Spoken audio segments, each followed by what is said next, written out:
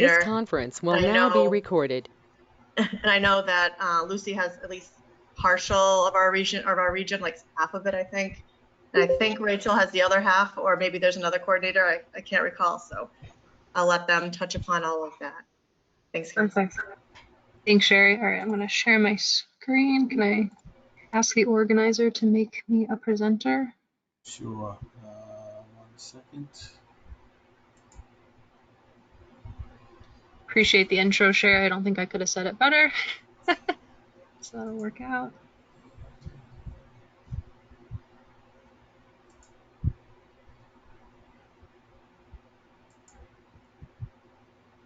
Awesome. You're the presenter now, you should be. Awesome. Let me just move to slideshow. All right, can everyone see my screen? Yes. All right, perfect. Awesome. I'm just going to see if I can minimize you guys in my corner. That's all. That's okay. So as Sherry said, we're from Safe Routes to School, and we just thought we'd give a little brief intro with some community updates and some program updates, so that way everyone's on the same page with what's coming up, because there's a lot happening, especially this month. So Safe Routes to School, if you don't know about it, it is a federally funded program administered by MassDOT, so there's nothing out of pocket for these schools, which is great. It was established in 2005, and it aims to increase safe walking and biking to and from school, so that reduces traffic congestion around the schools. One of our coworkers always likes to say parents aren't in traffic, they are traffic, so we're aiming to try and reduce that. We're increasing students' physical activity by getting them moving during the day, and then ultimately it's improving the air quality because of the reduced idling. We do use the 6 E's of the program to serve as a guideline for these statewide efforts. So you have evaluation, education, encouragement, and engagement, all on the non-infrastructure side, and then you have engineering, which is on the infrastructure side, obviously, but then under all of that, we have the umbrella of equity. So we want to make sure that we have equity incorporated into every single E that we do. We have a team of outreach coordinators that provide technical assistance and support across the entire state. So as Sherry said, we do have territories that we serve. So we do arrival dismissal observations, we do walk audits, bike and pedestrian safety trainings, mapping, you name it, we're trying to do it. And like I mentioned before, with the equity component, what's great is that we are that central source of all services to interested K-8 public and charter schools. So any school that's receiving public funding that incorporates grades K-8, we can work with. So let's say a high school has grade 8, so it's grade 8 through 12, we can work with them. We do work with students of all abilities. We do work in rural, urban, and suburban regions. This is not a one-size-fits-all program, and I think that's really demonstrated great in one of our newer graphics and one of our new equity documents. So at the bottom of the screen, you see the equity versus equality graphic. So every student's given a pair of shoes. They're the same shoes, so that's being equal. You're treating everyone the same, whereas equity is giving everyone the shoe needed to best fit their needs so they can be successful. And ultimately, the goal is program sustainability. So we want this to be turnkey programs in the community, so that way they don't necessarily need the constant hand-holding from Safe Routes coordinators. That way they can be long-term, have long-term success. So we do have program sustainability documents on our website under the equity section, which really does a great job of breaking down what is needed from a partner school, the school district, the municipality, and the state in order for them to be to have that long-term success. I also wanted to highlight a couple other great documents that we have on our website. These 2-page strategy toolkits, I think, are great documents to share with communities if they're maybe not necessarily a Safe Routes community. Why walk, bike, and roll? What's the whole point of Safe Routes to School? Maybe they can try getting a park, walk, and roll started, where they have a satellite parking lot that they can use, maybe a church or a CVS, rather than drive all the way to school. They can park maybe a quarter to a half mile away, and the students can walk the remaining way to school. And getting a Safe Routes to School task force up and running, that's a great way to keep a program going in a community. But I know a lot of you are interested in our upcoming infrastructure projects. So I just wanted to differentiate our two funding programs. First, we have our Signs and Lines grants. It's exactly what it sounds like. It's adding new signage, removing signage, repainting crosswalks, or adding pavement markings. It's $6,000 and it's a reimbursement style to the municipality, but it also includes an additional roughly $4,000 in design services from AECOM. The first year it was piloted in Lawrence in 2018/2019, and then since then we've had projects awarded in Brockton, Fitchburg, Holliston, Springfield, and Winthrop. And then this past year, projects were awarded in Chelsea, Nahant, North Adams, Salem, and Seekonk. And then this upcoming year, up to 5 projects will be awarded. Now, the infrastructure grant, which is the one that's coming up, is the $300,000 to $2 million projects, and that's for sidewalk improvements, traffic calming measures, crossing improvements, bike and pedestrian facilities, or traffic diversion. Since program inception, 39 projects have been completed, and 25 projects are in progress, including the 14 projects that were awarded in the 2018-2019 year, and 7 projects that were awarded in the 2020-2021 year, and those municipalities were selected from the 2018-2019 pool. And then up to 10 projects will be awarded in this upcoming cycle. Just wanted to reiterate that for Signs and Lines, the round that was this year ended on September 17th. The municipalities that were selected will then enter into a memorandum of understanding with MassDOT, and then the needs assessment and plan set are included with the grant. For the infrastructure project funding, I want to stress that the school is the proponent, but it does require coordination with the municipalities. So that's where a lot of you come in to be the co-applicant, preferably maybe someone from DPW or engineering, someone that actually will be boots on the ground, really being involved with the project. The new application period opens this Friday on October 15th, and it closes on December 1st, 2021. Even though design and construction costs are included, I do recommend reading through the guidance document or attending our information session on Friday, so that way you're aware of any project restrictions, because that's definitely an oversimplification saying that design and construction costs are included, but generally, it's not a reimbursement style program. For the first, the submissions are reviewed by the project selection committee. That's comprised of various MassDOT main office staff. So that's obviously not Lucy or I, because we're not MassDOT staff. Projects are selected based on scoring and discussion, but eventually the selected projects are going to complete project needs and all those documents and map it. It's filled out by a community map it representative. And then a MassDOT consultant will assist in the municipality with the completion of the projects. Projects will be presented to the project review committee, programmed into the STIP.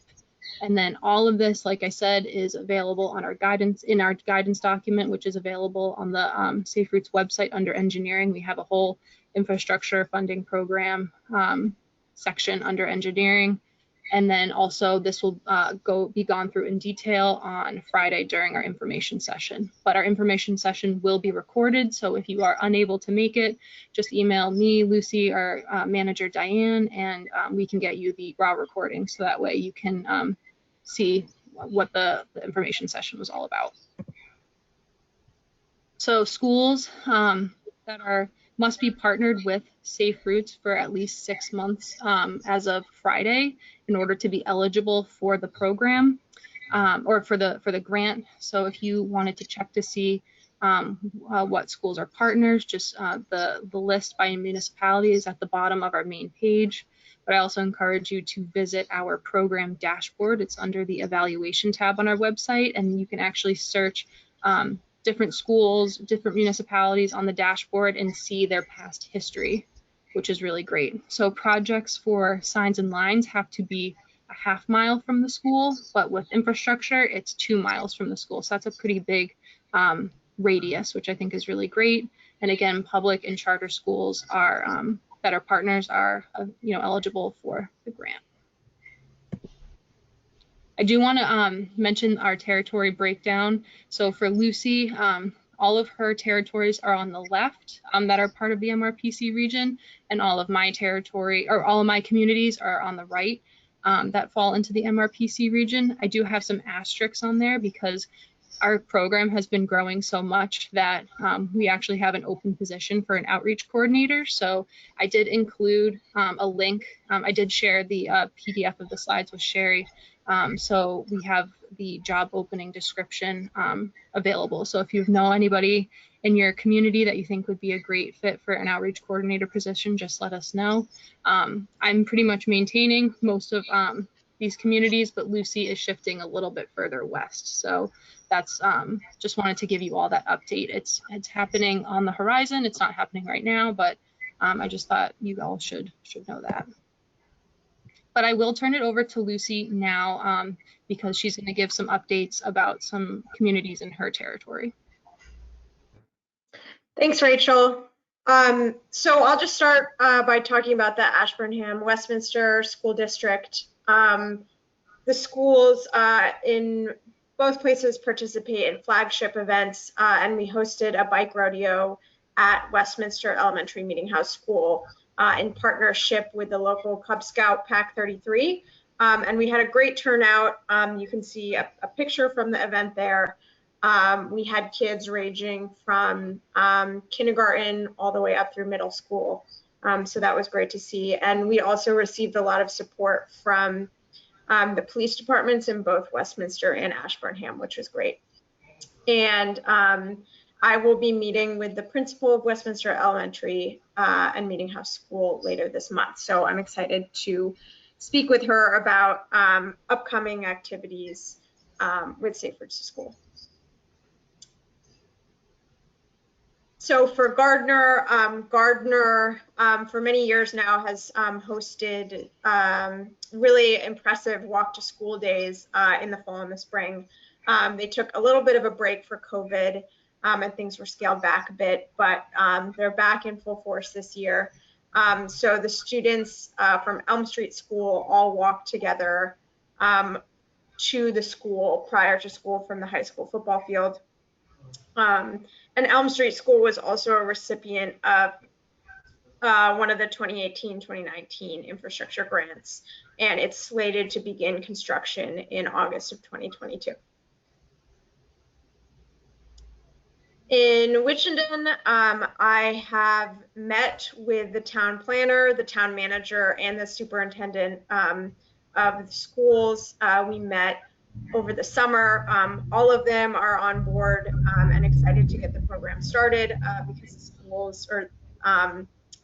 the schools haven't really been active in the past. So it's great to have all of their support. Like Rachel mentioned, having people from the municipality involved and supportive of the program definitely goes a long way. So it doesn't sort of all fall on the schools. I am now meeting with the individual principals at all of the schools to discuss activities moving forward. The middle school just signed on as a partner, and we are going to schedule some bike safety trainings.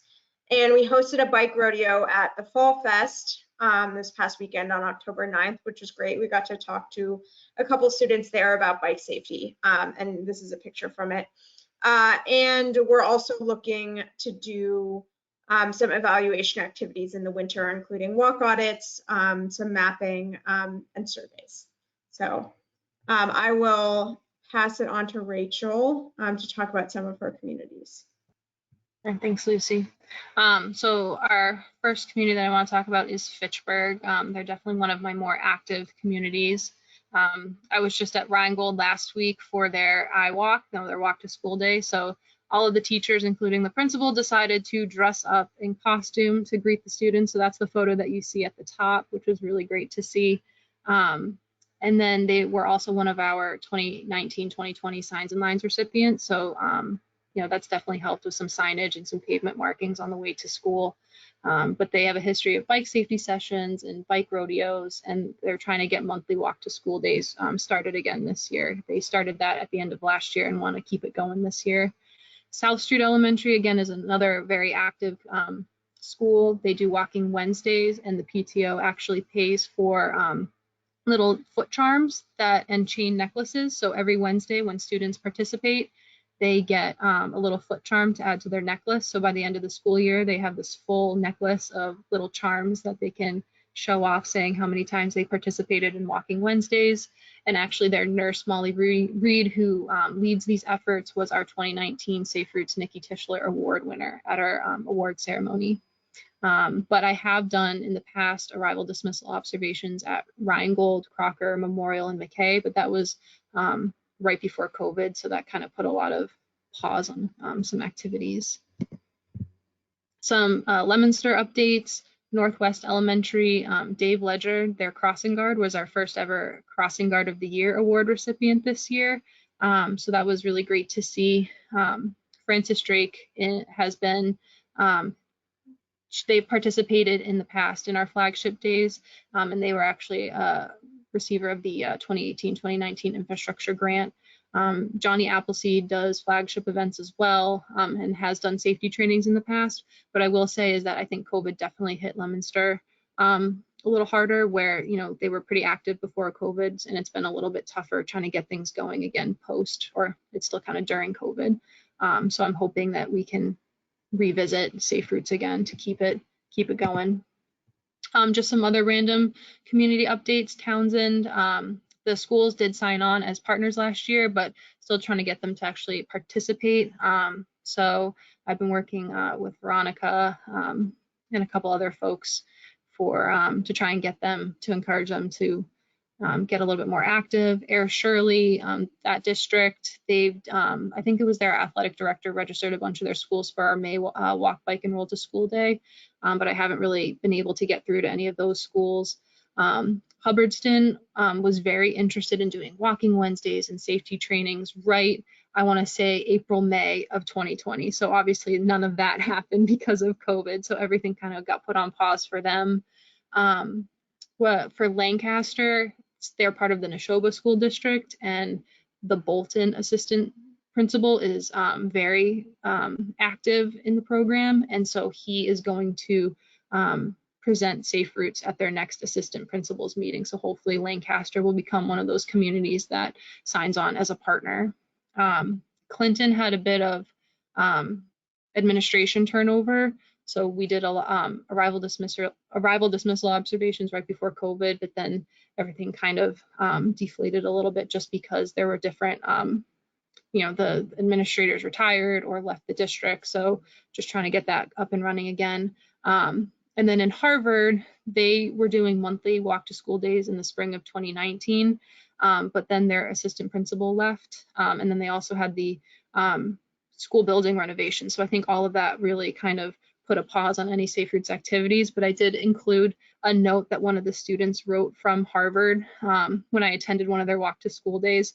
They got over 100 participants. They got a pajama day, and you know, they hit that mark. So I just thought that was a really nice note to receive after attending their walk to school day.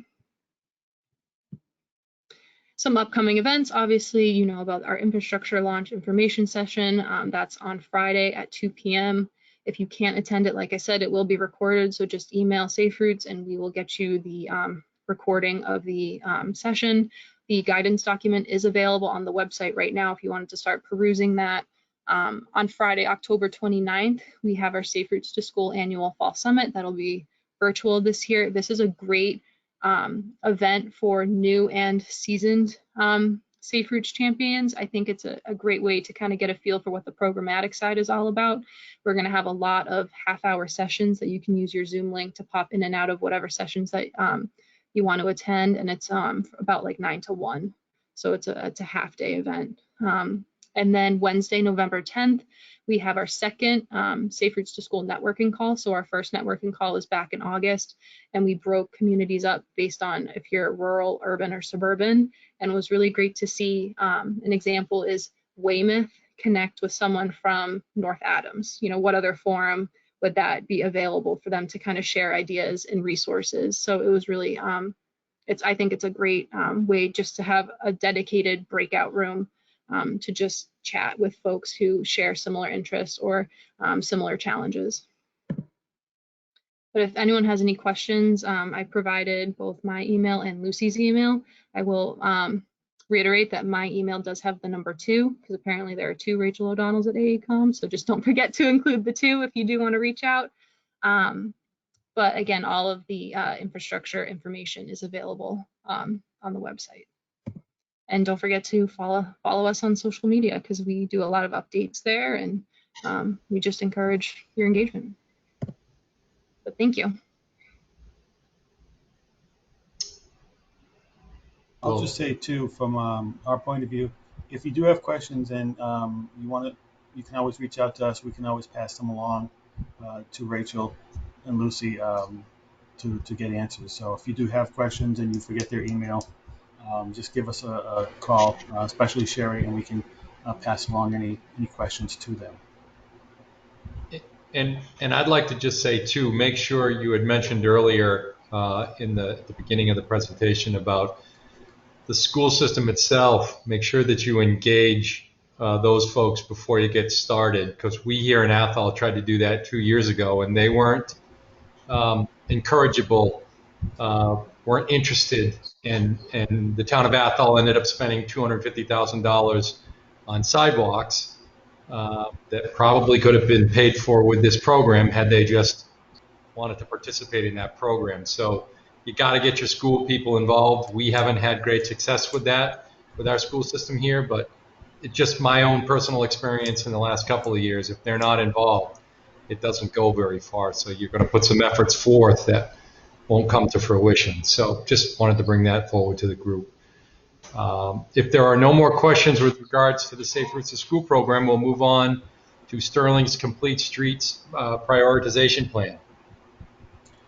That is going to be Sherry. I have to bring up the presentation. I just wanted to mention too, I don't know what I'm sharing anymore, but we did have a flyer for the infrastructure program session tomorrow or the next day. It's on our website, so if you want to register, you can go to our website, and the links are there to get you to the registration for that program information session.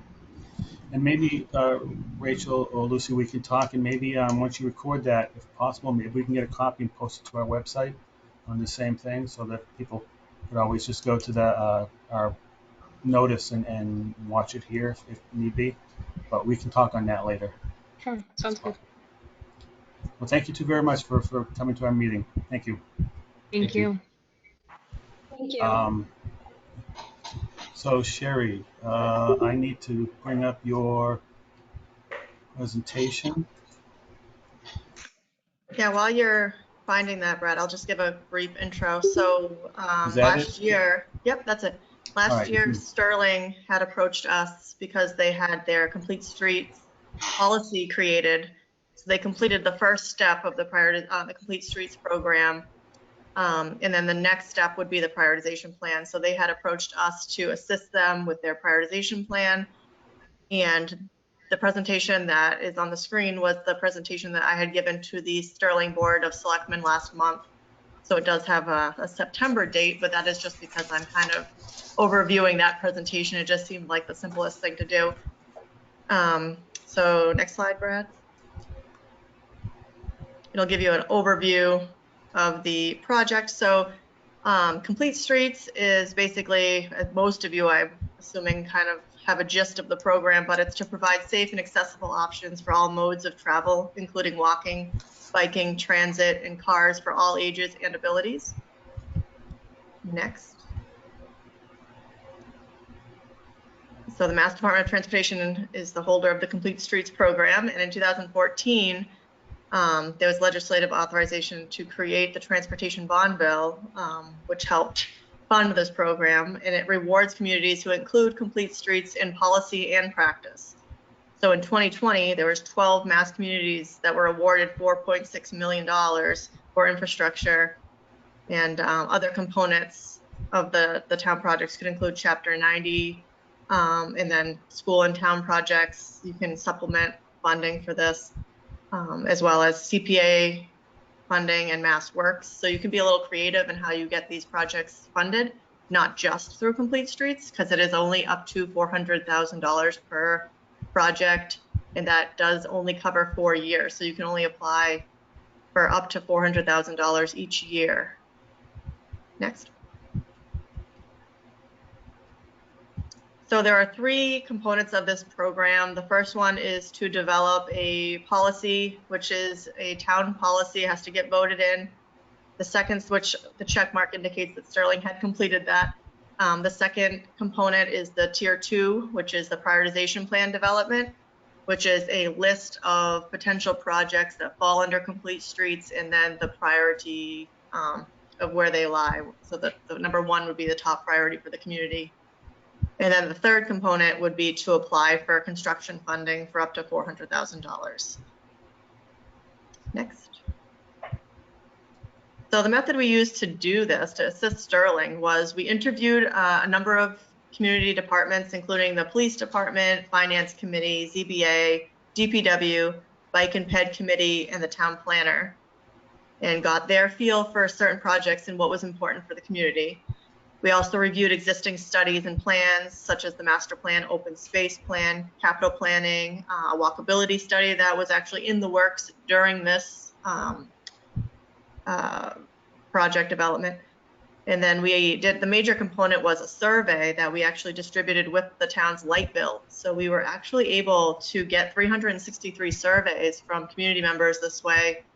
And most of our priorities were established from this survey, because most of the people who filled out the surveys had it was a very clear indication of where their priorities lied. And it was very overwhelming to see that certain areas of town were touched upon mostly within the survey, and they also paired up with everything in our interviews and existing studies. So it was actually very simple to come up with these priority areas, considering, you know, it's a pretty significant sized community, and we had 2 major areas of town that were indicated that there was a priority for people who participated in these interviews and studies.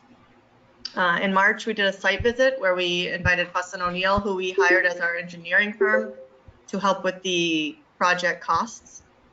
We went out in March and visited all the potential sites. And then we did 2 public Zoom meetings, one for the planning board and one for the DPW in the later spring of that year, of last year. Next. All right, so we have a map we showed a map of all the locations that were included in the prioritization plan. I believe there were 13 locations, 12 or 13. It's kind of hard to see on this small screen, but if you scroll down, yeah, I'll go into more detail, brief detail. It won't be as thorough as I did for the Board of Selectmen. You can kind of see that there's 2 major areas of town, the town center, which is in that red box, and then to the south is where the school and senior center is. Those 2 areas were the major study area that were indicated in this prioritization plan. Next slide.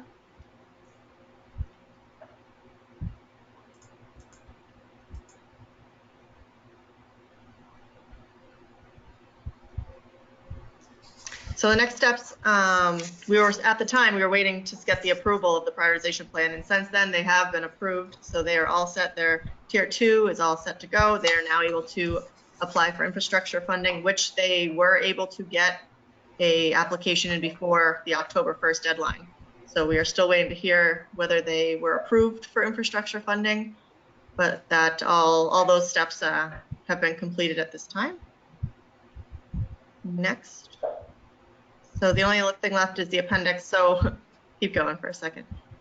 You can see that this table is really, really, really small, and no matter how zoomed in, Brad, you won't be able to see it. It's just to indicate how intense this table is. There's a lot of columns, there's a lot of data there, but we kind of simplified it for our meeting. If you scroll down, you can actually see a little bit more detail of the projects. So we did a map. I think that's just a repeat. Keep going. We did a map for most projects. So actually project number 1 was the intersection of 62 and 140. This, even though we have it listed as a complete streets project, it's definitely more likely going to be a TIP, Transportation Improvement Program project. Mostly it was a safety component. The town still wanted to list it as number 1, even though it probably does not quite fall under complete streets, which you can still do. Next. So here's a couple projects in the town center, most of which included sidewalks or bike lanes. Yeah, keep scrolling down. I'm not going to go into too much detail. I know that this isn't necessarily for Sterling itself. So here's the town center. You can see all the different color project lines, and then we indicated which projects those were and where they were on the prioritization list. Next. And then this is the area of the, no, that's still the town center. Keep going.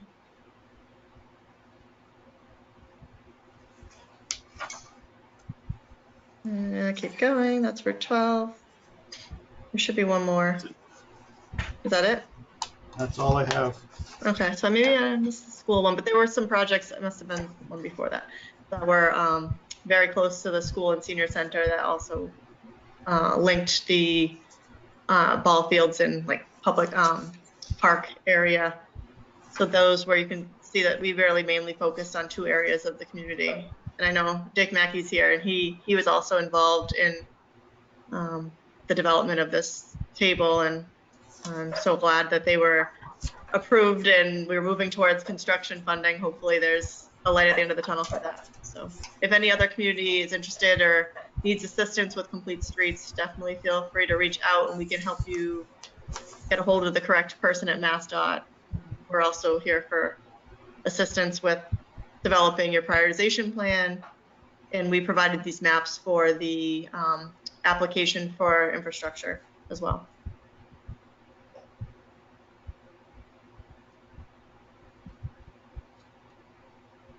That's all I got on that. Any questions for Sherry?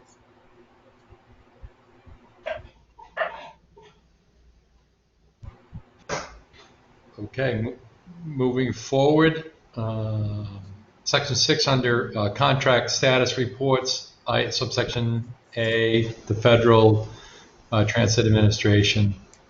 Brad, is that something you're handling? Yeah. Or? Yeah, I'll take care of the 2. Okay.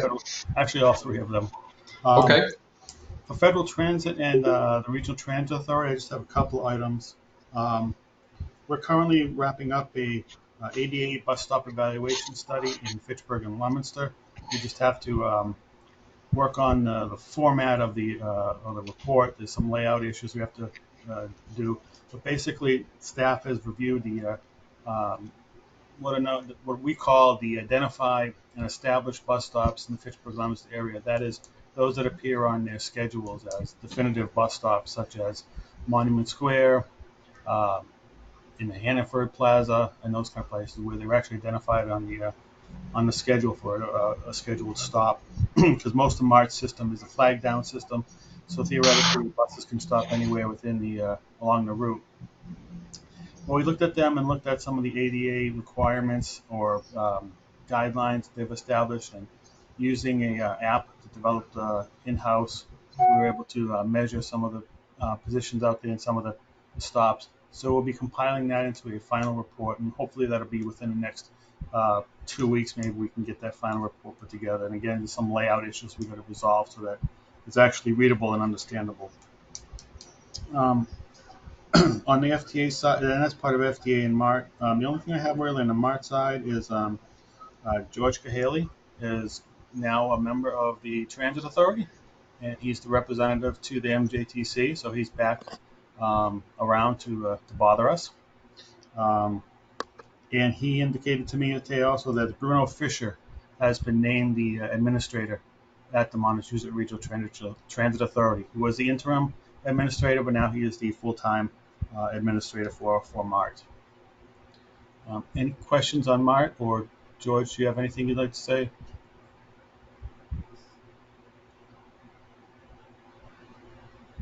Nope. Okay. I'll go on to the Mass Department of Transportation on my update there. As we've mentioned before, staff is currently back in the office. We do have a few days of the week where staff is able to work from home remotely, but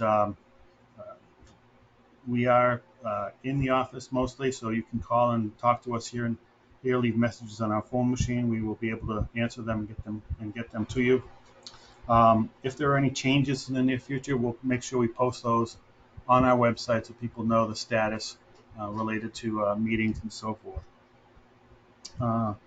There will be no MPO meeting this month. That meeting was scheduled for next week. However, it's going to be canceled. So our next MPO meeting will be Wednesday, November 17th at 1 p.m. And it's anticipated at that meeting there'll be some discussions about some potential transit amendments to the recently endorsed FFY 2022 to 2026 TIP. So we'll discuss that at a future JTC meeting, which whatever they put out for public comment, we'll talk about that there. Staff recently finished up a separate contract with the town of Athol related to pavement management. Brian Doherty worked on that, and he has we'll give you a little brief update on what that project entailed. So Brian? Yeah, so we're just finishing up the project for Athol. We inventoried all town-owned roadways and sidewalks, and actually our vice chair, Dick Kilhart, has been involved in his role as DPW director in Athol. So we're just wrapping that up. We surveyed 100 miles of road and 30 miles of sidewalk and developed a web-based application to display the data for the town. So that is a service that we're now providing. So if there's a community that wishes to reach out to us and we can talk about what such a project may look like. I know there may be some interest in the past JTC meetings. We've had presentations on these type of pavement management projects. So we could also schedule a presentation for a future JTC meeting as well. As I mentioned, just reach out if there's interest from communities on any of these inventory type projects, and we'd be happy to help. Yeah, Brad, sorry, I was muted. I have an update for the RTA.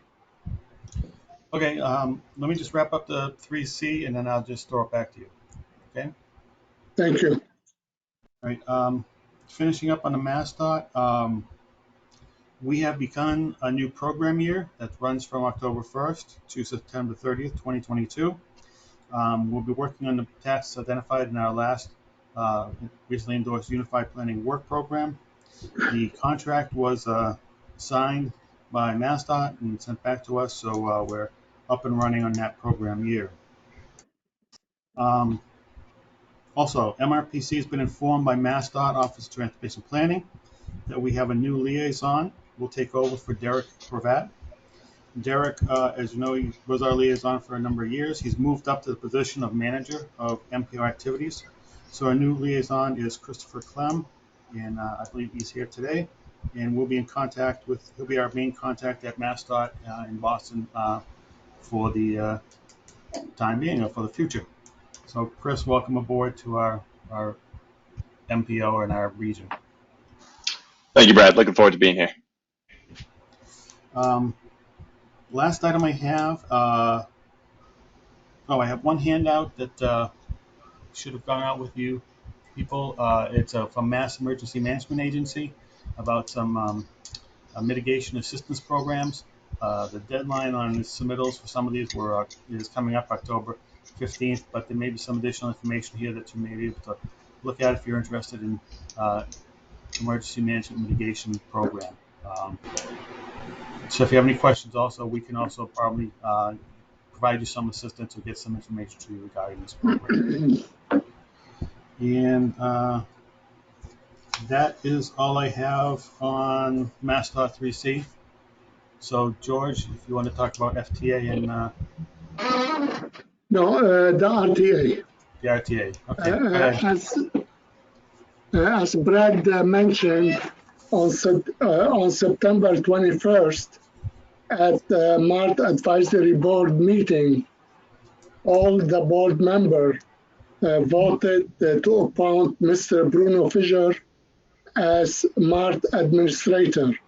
As you know, Mr. Mo Khan has retired. This is about the administrator. For projects, area project, we're still working on it. We reviewed several new bids received for the construction of Depot Square pedestrian plaza, which consists of the constructing a restroom, bus shelter, landscaping, and lighting. The lowest bidder was Hatter Construction, who constructed the parking garage in air. And we are working with him to award him the bid. And we are hoping the project will be completed by end of next spring because the construction won't be started until March. The restroom will be prefabricated structure, and the lead time on that structure is 6 months. This is why the project won't be completed until maybe May, June of 2022. The other thing we are working on is we are in the process of installing the automatic. Do you have a question? Okay. The other thing we are working on is we are in process of installing the automatic passenger counter on all our buses, and that will include a real-time location. You can find it on your in an app on your phone, and you will know what time the bus is getting to you. With other bus information will be available. And also we are working on a new website for MART. We are updating it. And the other project we are working on, we are right now reviewing all bus routes. And we are trying to improve and update the bus routes and schedule. Hopefully will be done next few months. This is what I have. Thank you, George. You're welcome. Any question?